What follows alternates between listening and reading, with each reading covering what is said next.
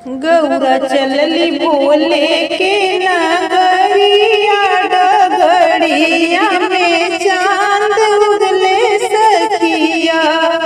गौरा चलली भोले के नगरिया, डगरिया में चांद उगले सखिया। चांद उगले सखिया हो, चांद उगले सखिया। गौरा चलली भोले के नगरिया, डगरिया में चांद उगले सखिया। पूरी मिठाई फूल के मन ही न भावे, पूरी मिठाई फूल के मन ही न भावे। भंगिया के गोला पर नजरिया, डगरिया में चांद उगले सखिया। भंगिया के गोला पर नजरिया, डगरिया में चांद उगले सखिया। गौरा चलली भोले के नगरिया, डगरिया में चांद उगले सखिया। कोठा हमारी भूल के मन ही न भावे, कोठा हमारी भूल के मन ही न भावे। मन ही न भावे सखी, मन ही न भावे।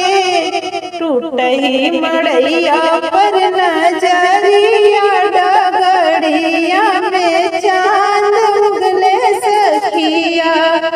टूटही मड़ैया पर नजरिया, डगरिया में चांद उगले सखिया।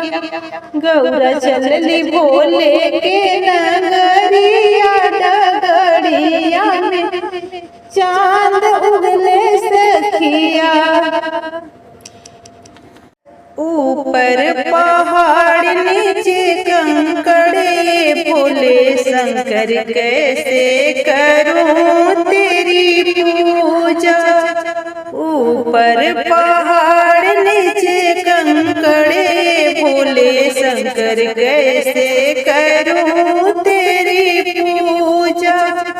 गंगा के जलवा भोले कैसे चढ़ाऊं, गंगा के जलवा भोले कैसे चढ़ाऊं। मछली ने लिया जूठार, ए भोले शंकर कैसे करूं तेरी पूजा। मछली ने दी है जूठार, ओ भोले शंकर कैसे करूं तेरी पूजा। ऊपर पहाड़ नीचे कंकड़े, भोले शंकर कैसे करूं तेरी पूजा।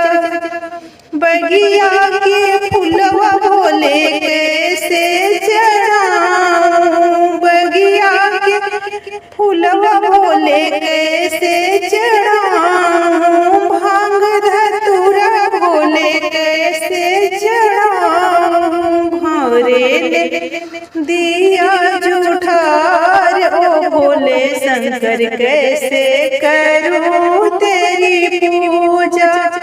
भावरे ने दिया जूठार, ओ भोले शंकर कैसे करूं तेरी पूजा। ऊपर पहाड़ नीचे कंकड़, ओ भोले शंकर कैसे करूं तेरी पूजा। ऊपर पहाड़ नीचे कंकड़, ओ भोले शंकर कैसे करूं तेरी पूजा।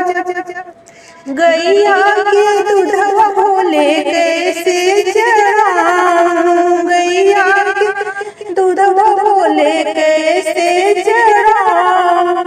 बछड़े ने दिया जूठार, ओ भोले शंकर कैसे करूं तेरी पूजा। बछड़े ने दिया जूठार, ओ भोले शंकर कैसे करूं तेरी ऊपर पहाड़ नीचे कंकड़, ओ भोले शंकर कैसे करूं तेरी पूजा। ऊपर पहाड़ नीचे कंकड़, ओ भोले शंकर कैसे करूं